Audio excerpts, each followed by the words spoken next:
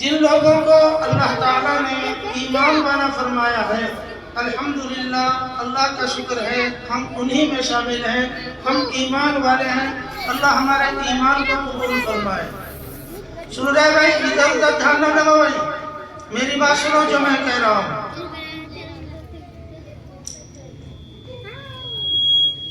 قرآن عظیم میں باری تعالیٰ نے ارشاد فرمایا، والذین آمنوا وعملوا الصالحات اولئک اصحاب الجنہ ہم فیہا خالدون۔ جو لوگ ایمان لائے اور انہوں نے نیک عمل کیے، یہ لوگ جنت میں داخل ہوں گے ہمیشہ ہمیشہ۔ اور دوسری آیت میں ارشاد فرمایا، والذین کفروا وکذبوا بآیاتنا اولئک اصحاب النار ہم فیہا خالدون۔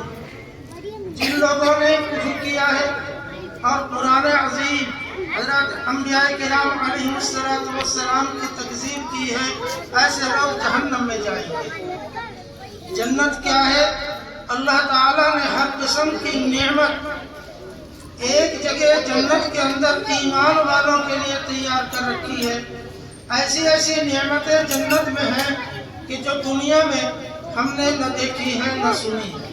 ایک ایمان والے کو ایمان کی بدولت حق تعالیٰ جل شانہ عنایت فرمائیں گے۔ دوسری طرف جہنم ہے کہ جو لوگ اللہ کے رسول کی نافرمانی کرنے والے ہیں اور جو لوگ ایمان نہیں لاتے، قرآن کی تکذیب کرتے ہیں، دیگر انبیاء کی تکذیب کرتے ہیں، اپنے نبی صلی اللہ علیہ وسلم کی تکذیب کرتے ہیں، یہ لوگ جہنم میں جائیں گے۔ اور جہنم کیا ہے؟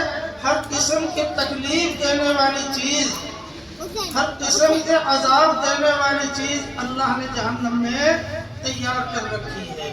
اللہ ہم سب کو محفوظ رکھے، ہم سب کو جنت میں جانے والا بنائے۔ تو بھائیوں بزرگوں، قرآن عظیم نے یہ دو قسم کے لوگ جو میں نے ابھی آپ کو بتائے کہ دنیا میں کچھ انسان ایمان والے ہیں اور کچھ انسان کافر ہیں، تو قرآن نے سارے انسانوں کی تقسیم دو جگہ کی ہے، ایک ایمان والے اور ایک کافر۔ ایک جگہ ارشاد فرمایا، لا یستوی اصحاب النار و اصحاب الجنہ اصحاب الجنت ہم الفائزون، کہ جنت والے اور جہنم والے برابر نہیں ہو سکتے۔ جو جنت میں جانے والے ہیں اور جو جہنم میں جانے والے ہیں وہ برابر نہیں ہو سکتے۔ جنت والے کامیاب ہیں جو حق تعالیٰ جل شانہ کو اس دنیا میں آ کر راضی کر لیتے ہیں۔ تو میرے بھائی اور بزرگوں، قرآن عظیم کی یہ آیت جو میں نے ابھی آپ کے سامنے پڑھی ہے، لا یستوی اصحاب النار و اصحاب الجنہ اصحاب الجنۃ هم الفائزون۔ اس سے آگے ایک آیت ہے، لو انزلنا هذا القرآن على جبل لرأيته خاشعا متصدعا من خشیۃ اللہ۔ اس آیت پاک کے اندر حق تعالیٰ جل شانہ قرآن کریم کی عظمت کو بیان فرمایا۔ تو میں نے آپ سے شروع میں کہا تھا کہ ہمارا یہاں بیٹھنا، آج ہماری یہ مجلس قرآن عظیم کی نسبت پر قائم ہے۔ قرآن عظیم اس آیت پاک کے اندر ارشاد فرما رہا ہے، اللہ تعالیٰ ارشاد فرماتے ہیں کہ اگر ہم اس قرآن عظیم کو پہاڑوں پر نازل کرتے، پہاڑوں پر اتارتے، تو پہاڑ بھی خوف خدا کی وجہ سے لرز کر گر جاتا، ریزے ریزے ہو جاتا، ٹکڑے ٹکڑے ہو جاتا۔ تو میرے بھائی اور بزرگوں، یہ قرآن عظیم جس کی ہمارے نزدیک کوئی اہمیت نہیں ہے، جس کے پڑھنے والوں کو بیکار، پڑھانے والوں کو بیکار سمجھا جاتا ہے، اس آیت پاک کے اندر قرآن عظیم کی عظمت خود باری تعالیٰ نے ارشاد فرمائی ہے کہ یہ معمولی چیز نہیں، یہ تو بہت بڑی چیز ہے۔ اللہ تعالیٰ اگر اس کو پہاڑوں پر نازل کرتے تو پہاڑ اس کو برداشت نہیں کر سکتے تھے، لیکن اللہ تعالیٰ نے حضرت انسان کے اوپر اس کو نازل کیا اور انسانوں کو ہی اس کی تلاوت اور عمل کرنے کا حکم دیا ہے۔ چنانچہ نبی اکرم صلی اللہ علیہ وسلم جو میرے اور آپ کے پوری کائنات کے نبی ہیں، آپ صلی اللہ علیہ وسلم کے اوپر قرآن عظیم جب آپ کی 40 سال کی عمر ہو گئی اس وقت قرآن عظیم نازل ہونا شروع ہوا اور 23 سال تک مسلسل قرآن عظیم نازل ہوتا رہا۔ آج میرے اور آپ کے بعض لوگوں کے خیالات میں یہ بات ہے کہ جب آدمی کی عمر پک جاتی ہے، بڑی ہو جاتی ہے، تو قرآن اس سے سیکھنا بہت مشکل ہو جاتا ہے۔ نبی اکرم صلی اللہ علیہ وسلم پر قرآن 23 سال نازل ہوا اور 40 سال کی عمر میں نازل ہونا شروع ہوا۔ جب آپ کی عمر شریف 63 سال کی ہوئی اس وقت قرآن کریم مکمل ہوا اور قرآن کریم کی آخری آیت وَاتَّقُوا يَوْمًا تُرْجَعُونَ فِيهِ إِلَى اللَّهِ ثُمَّ تُوَفَّىٰ كُلُّ نَفْسٍ مَا كَسَبَتْ وَهُمْ لَا يُظْلَمُونَ۔ یہ قرآن عظیم کی نزول کے اعتبار سے آخری آیت ہے۔ تو میرے بھائیو بزرگو، قرآن عظیم اللہ کی وہ کتاب ہے جو اللہ نے ہمارے نبی صلی اللہ علیہ وسلم پر اس امت میں ہدایت کے لیے نازل فرمایا۔ ایک جگہ ارشاد فرمایا کتاب انزلناہ الیک لتخرج الناس من الظلمات الی النور۔ یہ قرآن اس لیے نازل کیا گیا تاکہ انسان کو گمراہی سے ہدایت کی طرف لا کر کھڑا کرے۔ میرے بھائیو بزرگو، یہ قرآن، اس قرآن عظیم کو اللہ تعالیٰ نے ہماری ہدایت کے لیے، ہمارے عمل کرنے کے لیے، ہماری زندگی سدھارنے کے لیے اور آخرت کی زندگی کو سدھارنے کے لیے اور آخرت کے اعتبار سے اللہ کے راضی ہونے کے لیے یہ قرآن عظیم اللہ پاک نے نازل فرمایا ہے۔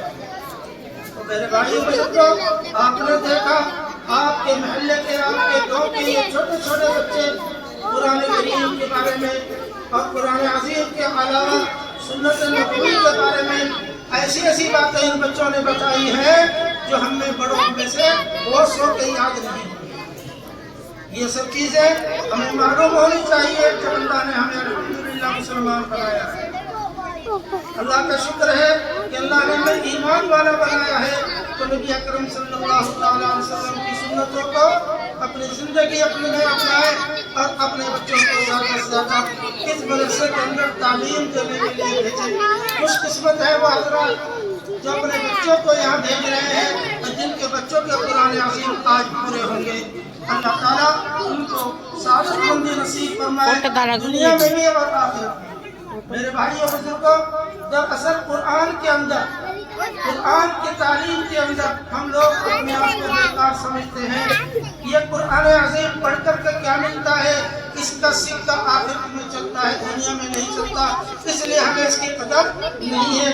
کل قیامت کے دن جب میری بھی آنکھ بند ہو جائے گی، آپ کی آنکھیں بند ہوگی، اللہ کے سامنے زندہ کر کے ہم کو پیش کیا جائے گا، اس وقت آنکھ کھلے گی میری بھی اور آپ کی بھی کہ دنیا میں ہمیں سمجھایا جاتا تھا لیکن دنیا کے اندر ہم نے کسی کی نہیں مانی۔ میرے بھائیو بزرگو، آپ اپنے بچوں کو قرآن عظیم ضرور پڑھائیں۔ قرآن عظیم بچپن میں جب آپ کا بچہ پڑھنے گا، گھر کا ماحول اسلامی ہوگا، تو بچہ اس کے بعد ڈاکٹر بنے، انجینئر بنے، وکیل بنے، کچھ بھی بنے، انشاءاللہ تعالیٰ مسلمان بن سکتے ہیں۔ لیکن اگر ہم نے اپنے بچوں کو ان مدارس میں نہیں بھیجا اور ان کو مسلمان نہیں بنایا تو نام کے مسلمان ہوں گے۔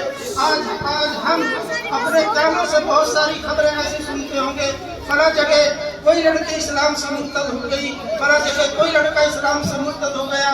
یہ وہی لڑکے اور لڑکیاں ہیں جن کے گھروں میں دینداری نہیں، جن کے ماں باپ نے ان کو شروع سے اسلام کی تعلیم نہیں دی، جن کے ماں باپ نے ان کو مکتب میں نہیں بھیجا، جن کے ماں باپ نے ان کو قرآن کریم کی تعلیم نہیں دی۔ تو میرے بھائیو بزرگو، اولاد اللہ کی نعمت ہے، جہاں اللہ کی اور نعمتیں ہیں، اولاد بھی اللہ کی بہت بڑی نعمت ہے۔ اس سے پوچھو جس کے پاس اولاد نہیں، لیکن اس اولاد کے کچھ حقوق ہیں۔ سب سے پہلا حق تو یہی ہے کہ ہم اپنے بچوں کو قرآن عظیم کی تعلیم دلائیں۔ تاکہ بچہ اللہ کو پہچانے، اللہ کے نبی صلی اللہ علیہ وسلم کو پہچانے، اپنے اسلام کو پہچانے، اپنے ایمان کو پہچانے، اپنے ماں باپ کو پہچانے۔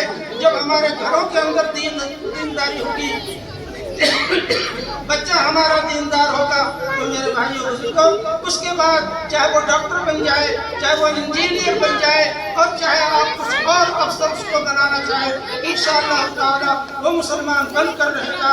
لیکن اگر میرے بھائیو بزرگوں آپ نے ان بچوں کو اپنے اسلام کی تعلیم نہیں دی اور ان کو ابتدا میں قرآن کریم نہیں سکھایا، تو کل قیامت کے دن یہ بچے اپنے والدین کے لیے کام پکڑیں گے، اور کل قیامت کے دن حق تعالیٰ جل شانہ کے یہاں ہماری زبردست گرفت ہوگی۔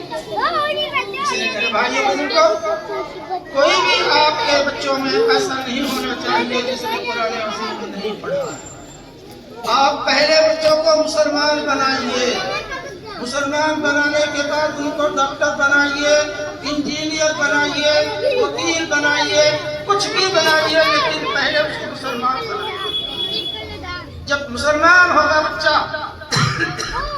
انشاءاللہ تعالیٰ اس کی زندگی اسلام کے ساتھ ہوگی۔ انشاءاللہ تعالیٰ مرنے کے بعد وہ ماں باپ کے لیے جہنم میں لے جانے والا نہیں بنے گا۔ لیکن اگر ہمارے گھروں میں دینداری نہیں ہوگی، ہم اپنے بچوں کو قرآن کی تعلیم نہیں دیں گے، تو میرے بھائی اور بزرگوں، نتیجہ ہم اپنی آنکھوں سے دیکھ رہے ہیں۔ میں نے ابھی بتایا، آپ روزانہ موبائل دیکھتے ہیں، موبائل میں خبریں آتی رہتی ہیں، فلاں جگہ ایک لڑکی مرتد ہو گئی، فلاں جگہ فلاں ایک لڑکا مرتد ہو گیا مسلمانوں کا، فلاں مسلمان کا لڑکا غیر مسلم کے ساتھ بھاگ گیا، فلاں مسلمان لڑکی غیر مسلم کے ساتھ بھاگ گئی۔ یہ کیوں ہوتا ہے بھائیو؟ سوچا کبھی آپ نے؟ یہ سوچنے کی بات ہے، یہ کمی ہماری ہے، ہم نے شروع میں اپنے بچوں کو مسلمان نہیں بنایا۔ آپ خود مسلمان پکے بنیے، اپنے بچوں کو پہلے مسلمان بنائیے، اس کے بعد آپ اس کو جو چاہے بنائیے۔ اللہ تعالی ہم سبھی کو عمل کرنے کی توفیق عطا فرمائے۔ وما علینا الا البلاغ، وآخر دعوانا ان الحمد للہ رب العالمین۔